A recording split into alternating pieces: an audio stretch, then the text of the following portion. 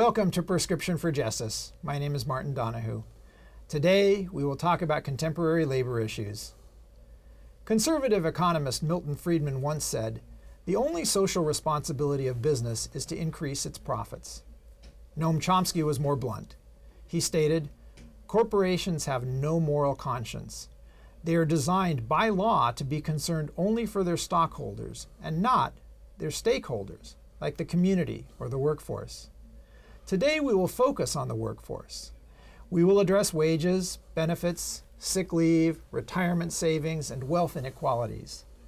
We will also discuss the decline in union membership over the last 60 years, along with ongoing threats to labor's voice in the workplace. And my guest, Wil Lang, and I will talk about current labor struggles. Weekly wages for the average American worker are up just 9% from 1973, but productivity is up 72%. The current federal minimum wage is only $7.25 per hour, although 25 states and the District of Columbia have higher minimum wages. The real value of the minimum wage, however, adjusting for inflation, is down over 40% compared to 1968. Thus, even those who work a full-time minimum wage job often have inadequate funds to pay rent and to buy food and clothing. Indeed, 1/4 of all U.S. jobs pay less than a poverty-level income. Furthermore, wage theft, which costs American workers $15 billion per year, is not uncommon and is more prevalent among the lowest-paid workers.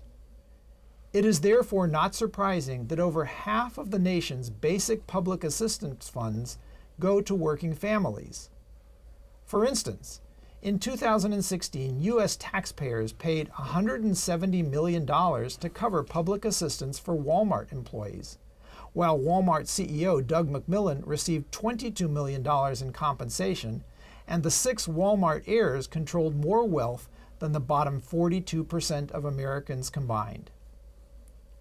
There are movements supporting a $15 per hour so-called living wage, but this amount is still inadequate for those living in expensive metropolises. Over 140 municipalities have thus far adopted living wage laws, including New York City, Los Angeles, San Francisco, Seattle, Chicago, and Philadelphia. However, 10 states have passed preemptive laws forbidding cities and counties from raising the minimum wage. Now to sick leave and maternity leave. While 70% of full-time workers and 64% of private sector workers in the U.S. have paid sick leave, only 19% of part-time workers do. The U.S. is the only Organization for Economic Cooperation and Development country not to guarantee paid sick leave, although many cities and some states do. For those with a new baby, there is the Family and Medical Leave Act. However, this applies to a small minority of parents and is unpaid. Indeed, the U.S. and Papua New Guinea are the only 2 countries which do not guarantee paid maternity leave. And lack of paid maternity leave is linked to lower rates of breastfeeding and childhood immunizations, higher rates of infant and child mortality, and higher risk of depression in new mothers. Now to permatemps, retirement savings, healthcare, and corporate crime. The rise of the corporation has been accompanied by increasing industry consolidation and mergers. Inflation, rising unemployment and job loss through automation, improved technology and outsourcing, and the rise of permatemps, who are ineligible for most benefits and can be fired at will. Millions of Americans have lost their jobs, others retired early, and many face decreasing benefits and limited retirement savings. In fact, today 50% of U.S. households have no retirement savings. And while Obamacare has reduced the number of uninsured individuals, 28 million Americans remain uninsured, and workers are paying higher premiums, co-pays, and deductibles. Healthcare costs have shifted away from corporations and insurance companies and onto workers. Meanwhile, corporate crime costs hundreds of billions of dollars each year, 20 to 30 times as much as street crime, yet it is under-prosecuted with meager penalties often considered merely a cost of doing business. Labor unions have a proud history in the United States. We have them to thank for the 40-hour work week, vacation and holiday pay, the abolition of child labor, many occupational safety and health standards, the minimum wage, collective bargaining leading to fair salaries and retirement and health benefits, job security, unemployment insurance, and much more. Unionized workers earn higher salaries, have better health, retirement, and disability benefits, and labor under safer working conditions. And industrialized countries with a greater fraction of workers in unions invest more in social welfare. In the early 1950s, 1/3 of the American labor force was unionized. By 2012, the proportion was down to 11%, constituting roughly 5% of those working in the private sector and 40% of those laboring in the public sector. In turn, unions' political power has diminished. Unfortunately, labor unions have historically failed to adequately partner with their natural allies among other socioeconomically marginalized groups, such as people of color and immigrants, fearing competition, but in the process weakening each group's social and political power. Labor unions are currently under threat by the Supreme Court case Janus versus AFSCME, or the American Federation of State, County, and Municipal Employees. This will decide whether unions can charge non-members to cover their share of collective bargaining costs. The plaintiff argues that such charges violate his freedom of speech, while the defendants argue that non-dues paying members reap the benefits of collective bargaining without helping to offset the costs. This is because unions are legally bound to represent all workers within a collective bargaining unit, not just dues-paying members. The plaintiff's case is supported by advocates of so-called right-to-work laws, including conservative organizations with links to the billionaire Koch brothers. It is widely expected that the conservative court will side with the plaintiff, which could then make opting out of union membership more attractive, thus further decimating union membership. A side effect of such a decision would be less money for unions to spend on get-out-the-vote campaigns, which tend to increase Democratic turnout, and could have a significant effect on the 2018 congressional elections. It is worth noting that the U.S. Chamber of Commerce, the largest business lobby, spent $104 million on lobbying in 2016, an election year, and $82 million on lobbying last year. The organization tops the list of groups spending anonymous or dark money on elections, a phenomenon made possible by the Supreme Court's 2010 Citizens United decision. Its CEO, Tom Donahue, is the highest paid corporate trade group chief. By way of comparison, the AFL-CIO, a federation of unions, and the SEIU, one of the two largest labor unions, spent a combined total of just $5.6 million on lobbying in 2016 and only $5.1 million last year. My guest today is Wil Lang, Executive Director of Jobs with Justice of Portland. Originally from Atlanta, Wil moved to Portland in 2004 to work for the Service Employees International Union Local 49, where for 13 years he helped organize low-wage, private sector industrial workers and their community allies around issues of economic and social justice. Wil is bilingual. In his spare time, he's a musician and a singer-songwriter. Welcome, Wil. Thank you, Martin. It's great to have you. It's good to be here. Tell me about Jobs with Justice. Jobs with Justice is a now 25-year-old community organization that connects workers with their national community allies, people of faith, school groups, student groups. We base all that on a pledge card that says that you'll be there 5 times a year for someone else's struggle in the community. And so now, after all these years, we have a list of thousands of people that we can call on to mobilize for action. So every week and every month, Jobs with Justice members get together and decide what actions to endorse, and then communicate those actions out to all of our pledgers to get involved and show up for other people's struggles. I see. You know, workers are more than just their job. They're more than just the 8-hour shift of where they work. They're parents, they're caretakers, they're community leaders, churchgoers, or go to their members of congregations. And we think that's involving workers outside of just their home life is how we can build real power for workers in our economy. Mm-hmm. And there is a national Jobs with Justice group also, and I understand you're affiliated with that group. Correct. Yes. That's great. And there's chapters, even other chapters in the state. There's 3 other chapters in Oregon and multiple chapters around the country that all do similar work of solidarity and mobilizing for one another's struggles. I see that you recently joined the Portland Job with Justice staff after 17 years working for SEIU, one of the largest and most successful unions in the country. What drove you to make that change? Well, I really loved working for SEIU. I got to work with great teams and organize thousands of low-wage workers, airport workers, security officers, hospital workers, and janitors. The November 2016 election, though, of Donald Trump really was an eye-opener for me and made me want to think differently about how I lead in this moment and bring the skills that I have to try to bring a different kind of labor movement forward. We're seeing massive attacks, not just on workers and their unions, but on immigrants, on African Americans, on LGBTQ folks, and to really build a kind of coalition that can stop that, I think all of us have to lead in new and different ways. For me, a lot of that is about what's a new form of worker organization. As you said in your introduction, now 93% of American workers are not part of a union or not members of a union.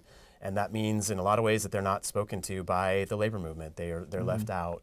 And that's, we're leaving a lot of our power on the table when we don't have, when we're not communicating and mobilizing workers, whether they're in a union or not. And what do you think accounts for that dramatic drop in union membership over the last century? Well, I think century. It's the power of employers and their associations, as you referenced in your introduction, and global capital finding new ways to move production overseas, as well as I think union structures that maybe don't incentivize unions to grow. That can and all of that together, I think, can really limit the power of unions. Right. It is kind of the classic story of a company offered corporate welfare to move its headquarters to a certain city, and in exchange for the promise of tens or hundreds of jobs, they get tax breaks, they'll get highway off-ramps and schools built, all at public expense. And then when they can find another city that will bid lower, or even take the factory overseas where there's weaker occupational safety, health, and environmental standards, they'll do that, leaving taxpayers to foot the bill. Yep. It's kind of the same thing that we see in the extractive industries, where a company will, say, mine for a mineral, create toxic waste pools, then sell off that mine to a subsidiary that then declares bankruptcy, leaving the town to pay for the cleanup costs.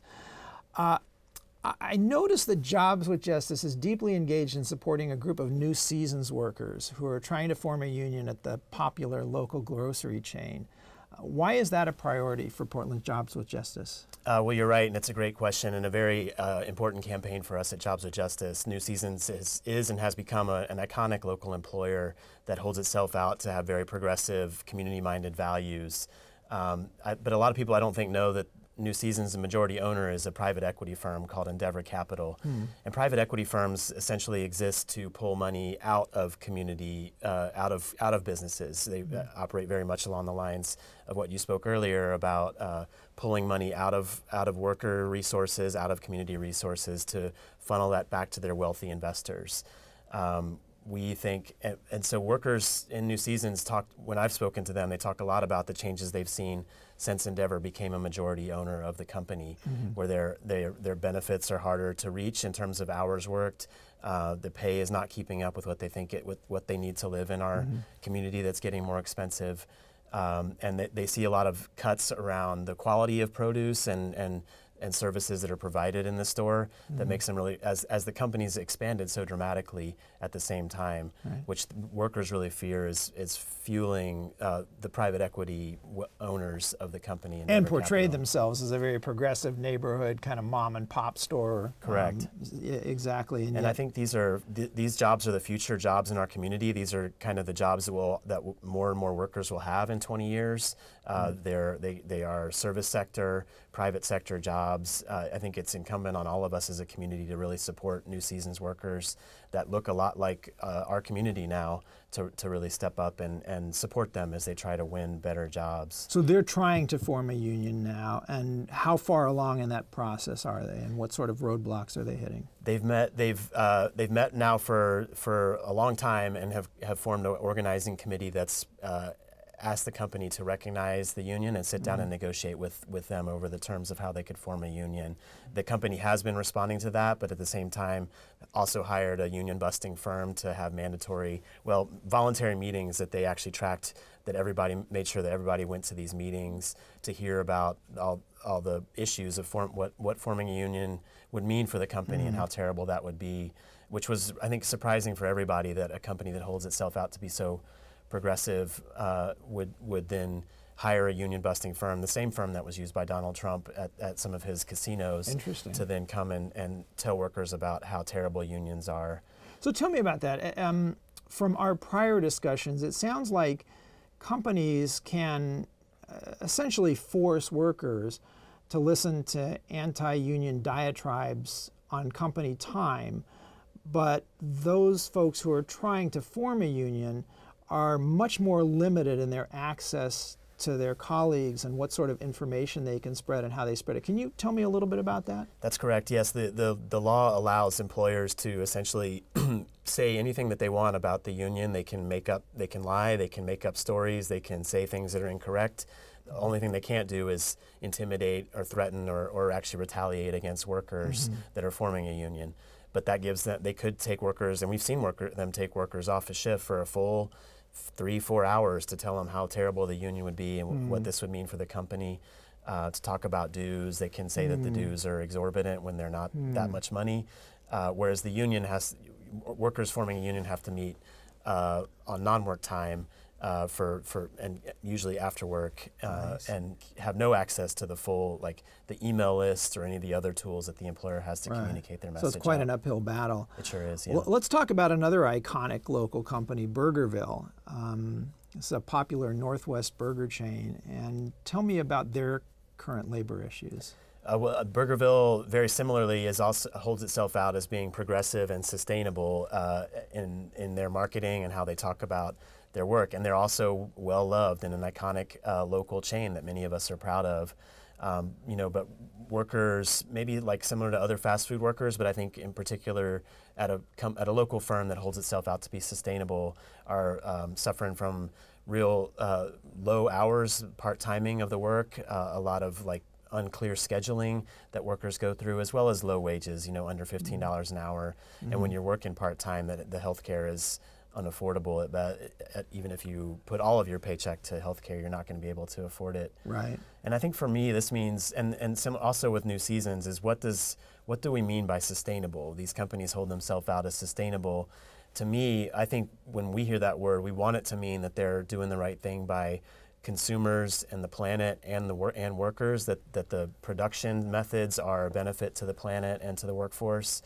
But I worry, and I think we should all be very careful to analyze when companies hold themselves out as sustainable, of what they really mean, and is it just a marketing gimmick? Right. Because I think that cheapens it for everyone, and makes, I think, especially where we see workers taking the risk to speak up publicly about concerns in the company, our community needs to stand up and support those workers to make sure that the companies live up to their slogans and their marketing about being sustainable. Right. It's one thing to be sustainable for, say, the cows by feeding them grass and having them in open pastures, but it's equally, if not more important, to have those jobs be sustainable and provide some security for their workers, for their families, and for the next generation of workers. And I think one of the vibes I'm getting for you is that this work is so important, and one of the reasons you're doing it is because of the next generation. We're setting the tone now for what the labor market will be over the next 10, 20, 30, 40 years, and it would really be nice to see more young people getting involved, especially while they're in college, realizing, hey, this is going to affect the next 40, 50 years of my work. Yeah, that's right, absolutely. And you know, these are tough worker struggles that we're supporting and need more people to get engaged in helping. This is what Jobs with Justice has always done. It was, you know, in the 90s it was Powell's Books. In 2000s it was Providence Health and Services. Over the last few years, Alaska Airlines, some really well-loved local companies that could do better. And when workers speak up about it, we hope that everyone will stand up and support those workers. So how can we do that? How Closer. can we, the average person, stand up and support the New Seasons workers and the Burgerville workers? Well, one thing right now we're on New Seasons is we're looking at the Endeavor Capital, the owners of the company, invest their money in a foundation called the Murdoch Trust, which then also invests in a lot of anti-LGBTQ initiatives. Is that Rupert Murdoch? No, it's a different Murdoch. Okay. It's out of Vancouver, and different. So not the Fox News Murdoch, a different one. That invests in a lot of anti-LGBTQ initiatives. So we're out with a petition now that you can sign onto our website as well, that asks New Seasons private equity owners to disinvest from the Murdoch Trust. Right. Our jwjpdx.org is our website and has a ton of information, and you can sign on to our pledge form there to be to get on our list and get alerted to the 5 different actions that you could participate in a year. Our social media has really grown a lot. We get pretty heavy engagement, over 66,300 followers on Facebook now. And so liking us on Facebook is a really great way to find out about what Jobs with Justice is up to and what we're doing in the community. And I think really as we start to hear, it is for the next generation to encourage people to really look at worker struggles and where workers are speaking up and then get involved, because these union struggles are no longer just about those workers and their jobs. This is about our whole community, our whole local economy. Right. At a moment when unions actually have stronger support in public opinion than they ever have before. The younger generation is very excited about having better jobs and being part of organizations that can do that. But with unions being smaller than ever, I worry that we're not in a position to really move that forward and build a new kind of labor movement. Do you think boycotts help? Certainly, I think that especially for companies that really pride themselves on their public image, it can help a lot as if we can mobilize around it and show support for it, to say we're not going to buy your product or participate in your business. Right. And that's something that Burgerville workers are doing now, is pushing for a boycott of the Burgerville chain, which our organization's been very heavily supporting and encouraging, especially with our faith community allies, to really get the word out about what's going on at Burgerville, and encouraging them to do better and live up to the mottos and marketing that they put forward. And at a very, very basic human level, if you are going to be shopping at Burgerville, buying food at Burgerville, or shopping at New Seasons, I think just say something to the workers like, hey, we support you. You know, sure, yeah. We're on your side. How can we help? That makes a big difference when workers are going through these anti-union campaigns, or that like to hear that their community is with them. And if there's actions, definitely show up, because there is strength in numbers. For sure. Again, the psychological support that you offer those workers, you might need them to show up for you someday. Absolutely. How can the labor movement reach out and involve more individuals of color, more women, LGBTQ individuals, and immigrants and the young? And how do we do that? Well, I think that's a great question too, Martin. And I think it's important that we first recognize that those are all very different communities, and they're going to come with very different histories of engagement in the labor movement, and will be participating in very different ways. I think for us as labor organizations, we have to recognize that the labor force is going to look very different in the next 20 years. The demographics of our community are changing very quickly, and it's incumbent on all of us to make our organizations and our movement reflect the communities and workers that we're trying to organize and build better lives for. So I think for me that means building pathways, creating new opportunities for women, people of color, LGBTQ folks, immigrants to engage and take leadership in our unions and in our organizations, and really prioritize engaging youth and finding ways for them to participate in unions that have traditionally been built more for seniority, right? That the more senior you are in the workplace, the more sort of power you have maybe within the union. But we really have to think differently about what that means for youth and young workers, and how, like, what are the pathways, if it's not the traditional elected roles, that we can get them engaged in building organization. And working with faith communities, which I understand you've been involved with. Yes, that's a key part of Jobs with Justice's work, is engaging interfaith communities across the metro area to support worker struggles. The Abrahamic faiths are all very clear that they support unions, or now the institutional religions are very clear that they support unions and worker struggles. These are ways that they see we create democracy in the workplace and build social democracy in our countries, and engagement and ownership to keep our countries vibrant and strong. And for instance, if you're a Christian, remember Christ was a carpenter. So right, absolutely, a low-wage worker. Exactly. Well, I wish we had a lot more time, Wil, because these are fascinating topics, I think very important topics for all of us.